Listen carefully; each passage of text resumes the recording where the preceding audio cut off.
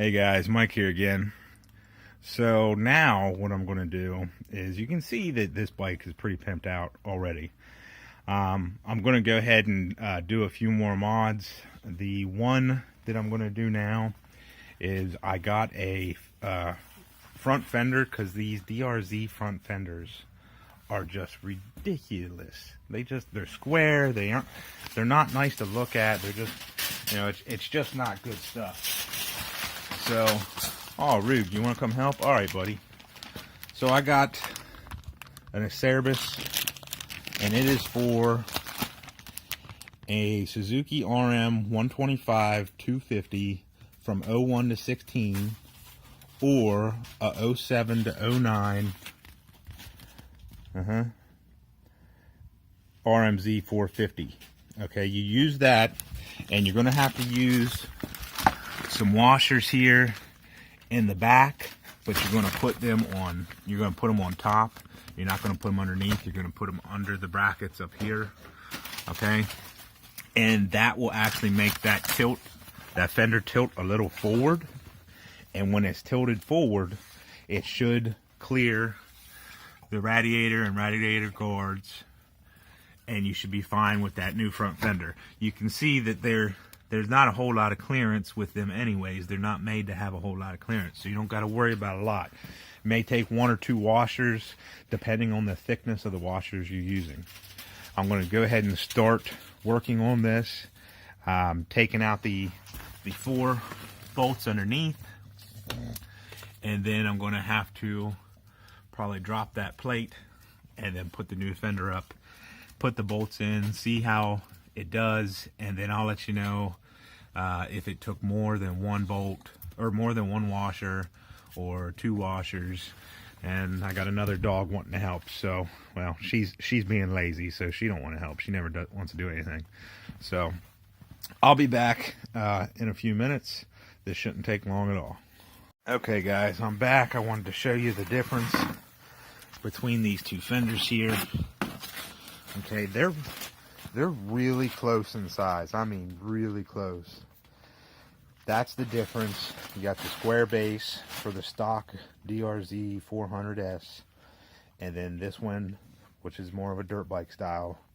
I've never liked this old square design. It used to be on bikes, but they haven't changed this DRZ since like year 2000. So no matter what year you get, they're all about the same looking, all about the same mechanical. Now, if you see the back is almost identical. It's curved the same and everything. So I think we're going to be fine, and I'm not going to need those washers, but I will let you know if I do or I don't. Now, right here, these 4 holes have these metal bushings in it, Hylana. You're going to take them out, and you're going to install them into those 4 holes before putting the new fender in. But again, you're going to want to note, okay, where this hole is, and you might want to go ahead and line it up now, but it is attaching a cable, so it's going to be fairly flexible. I'm saying that I'm going to go right here because that's where it is on that one. I can move it a little bit. They do have a little bit of play. So I'll be back. I'm going to do that now. I want to go ahead and do another little clip here, because what I found is that if you try to put the 2 rear bolts in the back in first, you're just fighting yourself.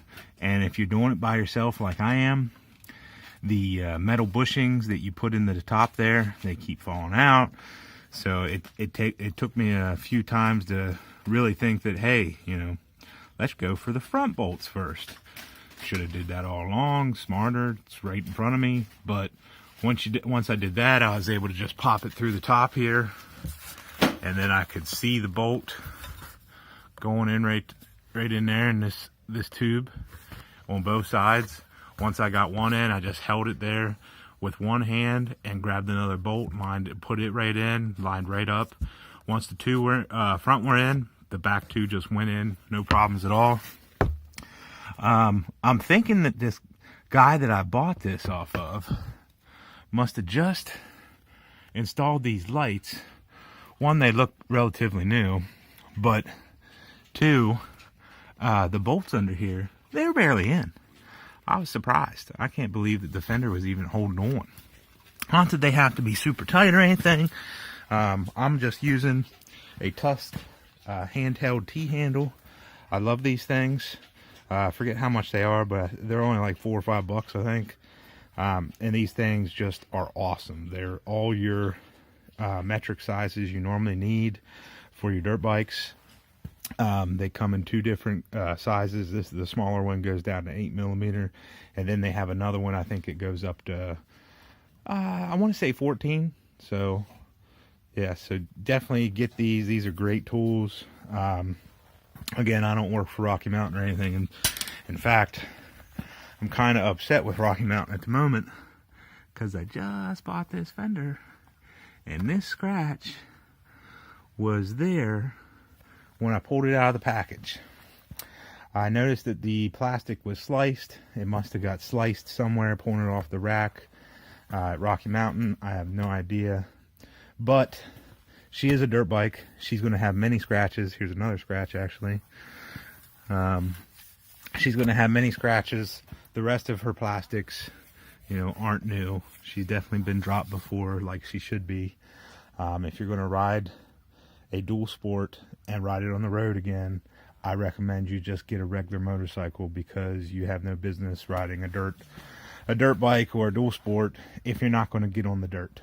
I mean, even if you're just on fire trails, you know, that's better than the road. Now this thing, I'm going to take this down to Hatfield McCoy soon, and I'm going to review all the trails down there. I'm going to do a review for each one. I'm going to try to get all of them in. It will be when it gets a little warmer out, of course, because today is a fluke and it's like 50 degrees, but normally at this time of year, it's, you know, in its 30s or teens. So all right, I'm going to finish this. I went ahead and wanted to fit it up anyways. I did not need washers. She goes back and forth, no problem. She does clear, so I'm not worried there. So now I just got to drill that hole that I was going to drill. This actually is perfect because I'm just going to go ahead and line it up, mark it, and drill it. Make sure you use a punch. I'll show you how to do that when I do the punch. Once you get this sucker lined up where you want it, you're going to want to get this clip right here under the fender to where you want it. I got it perfectly, then I set my punch in there. Now what you do with this punch is you just go ahead and take a hammer and smack the end of it, and it will leave a divot. I already smacked the end of it, so I already got a little divot right there. This not only will show you where you want your hole, but it will also help you from your drill bit basically jumping around and scratching the fender up, because you don't want that. I'm going to drill a hole and then install this and let you guys see it. There's my hillbilly hammer. Made that hammer handle myself. But anyways, so that's it. She's all installed, and you see this is under the fender, clipped on like it's supposed to be. The Phillips head bolt and bushing, and then a metal washer and nut that you just replaced from the other fender. Put those parts back on, and she's ready to rock. So she's all good. Probably put some kind of decal here. I normally like to have a decal there and a decal on the back. Go ahead and start her up real quick. She's not warm or anything, so she's not going to sound the best straight off, but I put this full exhaust on and I wanted to go ahead and hear her. So there she is, warming up. I do have the choke on. Still a little cold out.